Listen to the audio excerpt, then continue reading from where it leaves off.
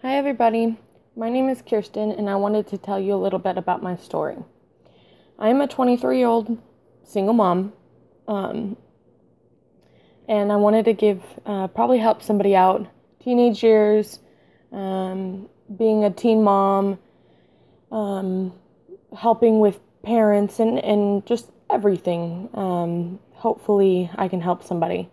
Um, when I was a baby, my mom and my dad were never together. They never got married. They had me out of wedlock. Um, they went to court, and my grandmother is got full custody of me. She was the one who always took care of me. My dad still was around, but I don't really remember my mother other than when I was 8 years old, and I would go and visit her in Virginia, and I lived in Texas. And throughout this time period, when I was growing up, my mom and my dad never had a conversation, never wanted to talk about each other. It was always, well, he said, she said type thing. So when I would ask my dad about her, he would say something bad about her, and vice versa. And that's not something that I should have ever heard, to be honest. But fast tracking, I was a kid growing up. When I was a teenager, I was in high school. In middle school as well, I was bullied. I never felt like I was good enough. Never felt like, I don't know how to explain it. I never felt like nobody wanted me to be around, except for my family. And even then, it was kind of a little sketchy at sometimes. Sometimes my dad would say something, and my grandmother was always the one who would take me under her wing and help me and thrive and put me in school and stuff. And when I was in middle school, like I said, I was bullied. Never felt like I was good enough. Never felt like I belonged anywhere.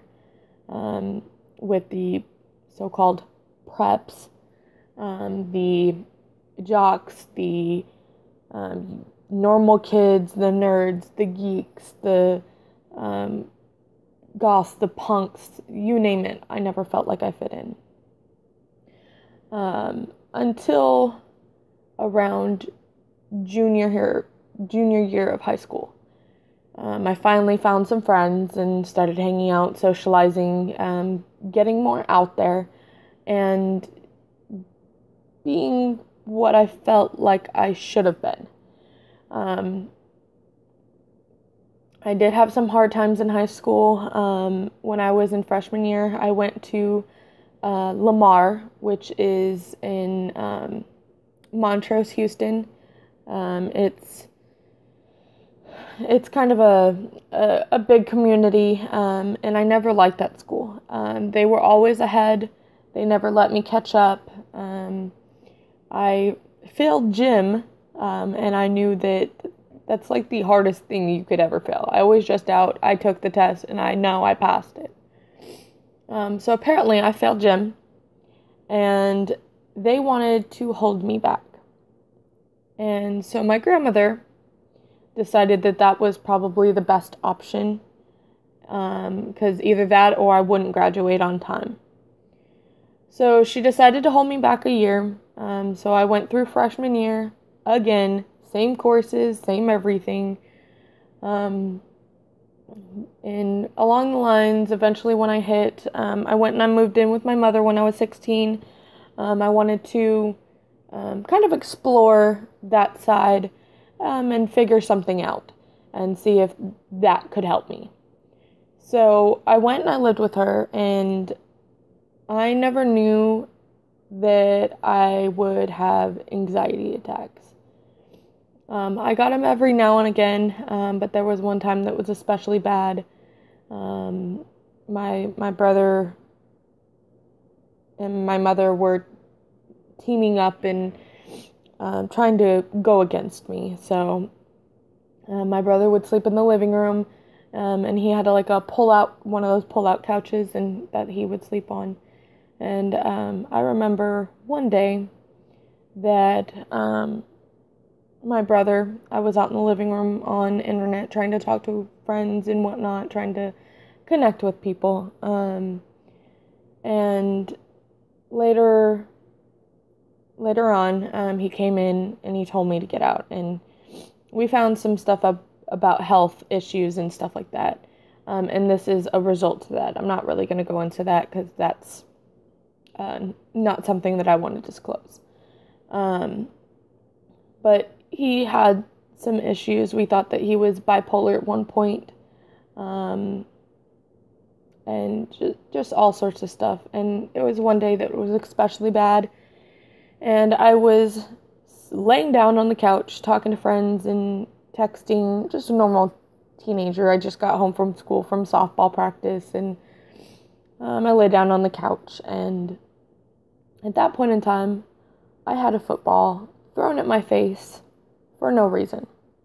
And this was repeatedly. I contacted my mother. First thing that came out of her mouth, or I told her if she didn't tell him to stop, that I was going to kill him. And it wasn't something that was like, I meant it literally. It was like, seriously, Mom, like, tell him to stop. Like, dude, I'm going to kill him. Like, please stop.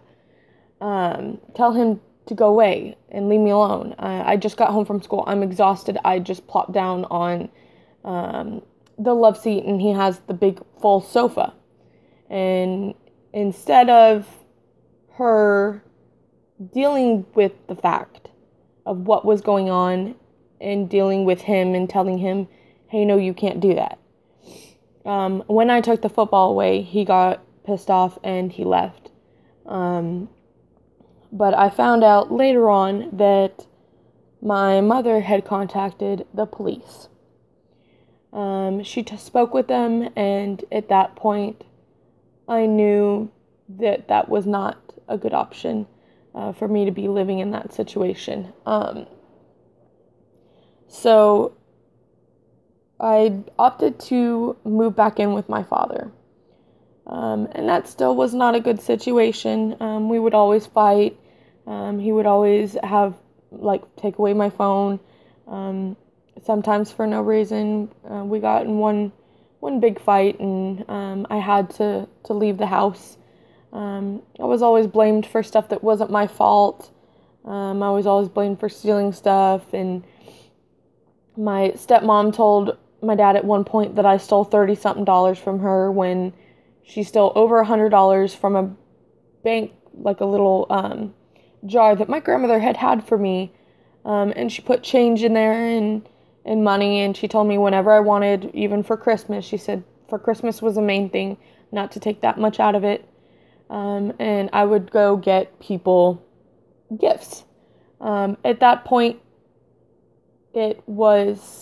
she had stolen from the jar, and I was trying to take some of the money back because that money wasn't basically for me. It wasn't for her. It wasn't for her to take, and she would always take it. So later on, I was abused by this woman. I'm not going to disclose her name. I was thrown across the room. I was sitting down, folding clothes, and her daughter went in and told her I wasn't doing anything.